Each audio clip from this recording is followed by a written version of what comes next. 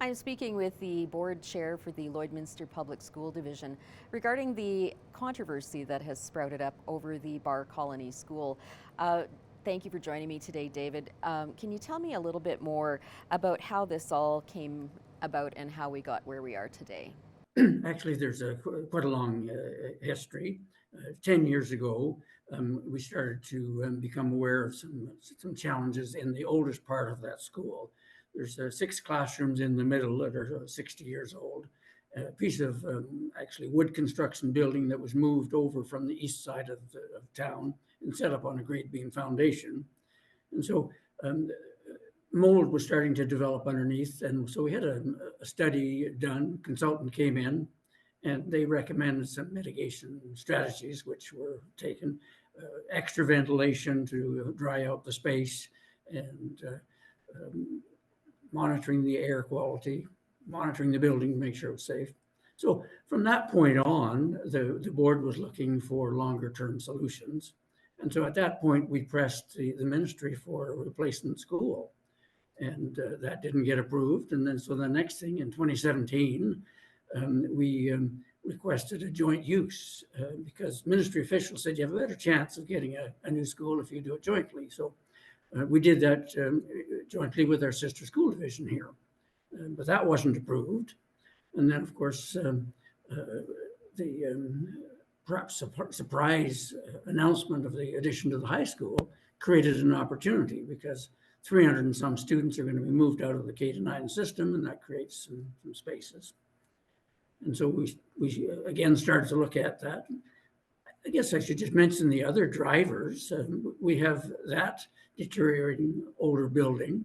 We have the Avery building that was built in 1956. And for both buildings, there are projected significant maintenance costs around new roofs. And for Barr Colony, the older part needs windows and a roof. The Avery building is going to need a new boiler and a new roof. And so that comes together. I guess the other significant driver is the budget pressures that the board is under now. The inflationary costs are higher than what we're getting in compensating grants. And on top of that, actually, our revenues are being reduced by the way the ministry calculates our grants. So you put those 3 drivers together, it just meant we need to look at some options. With the parents expressing their concerns, the board is now revisiting this issue. We met again yesterday. We're in session until after 10 o'clock last night, reviewing some of this to sort of consider what are the options. And it boils down to really to 3 options. One would be to, on a temporary basis, continue to monitor air quality and the safety of the building and use it on a temporary basis while we figured out a longer solution. And that's really what we've been doing the last few years. The second option is to plan for a complete renovation of that center section of the building, which of course would have to go with an application for something that's called a minor capital project. The ministry will fund things like that if they deem it to be a high priority. And the third option really is to decommission that oldest part of the building and some of the older portables, and then repurpose the newer part of the building, which is the gym and the office and the library, that end of the building, repurpose it for something else. So it could be to house students from Avery, for example, would be an option that we would look at.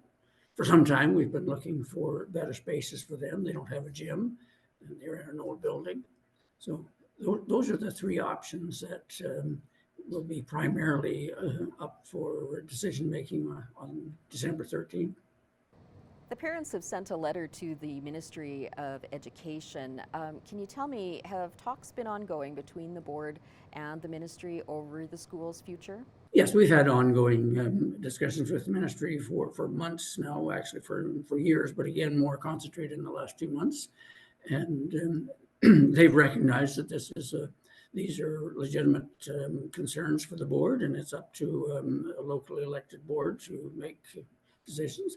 We also sat down with our Saskatchewan MLA to have a discussion, and she understands this quite well. Of course, she was on the board back in 2013 when that study was done, and we sat down with the mayor and the city manager as well because this is a community thing, and so we wanted to just acquaint them with the things that were on our table and what we were looking at, and they were very understanding and supportive. They face some of the same things with some of their buildings that start to age out, and you reach a point where it isn't economical to put more money into an aging building at some point.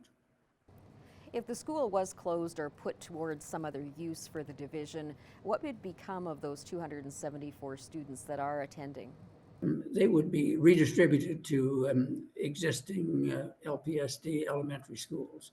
With taking the 300 students out of the system and move to the high school, we have space in those schools. One of the concerns of the parents has been the future of the kindergarten that is held at the school. What would become of those students, and is the board looking at that as well? We have been looking at that. We know that we have space in the other schools to take care of those needs, and so once this first big decision is made, then we will move to that as well. And we've discussed the advantage of having pre-K programs in schools where students could continue to reduce the number of transitions they would have to make. David, what would you say to the families who are upset over what is happening with Barr Colony School? Well, we had a public engagement meeting, and we heard from them how strongly they felt. And I have to say, we were pleased that they were that invested in their school, and it tells us that it's been a good experience. And we certainly feel for their stress and for the anxiety. And I guess one of the things we heard was try to make a decision fairly quickly so we know.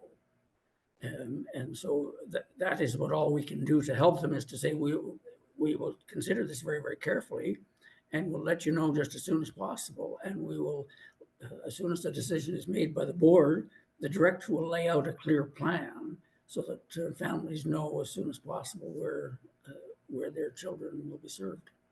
Well, thank you for your time today, David. I do appreciate your insight, and I guess we'll wait to see what happens on December 13th. Thank you very much.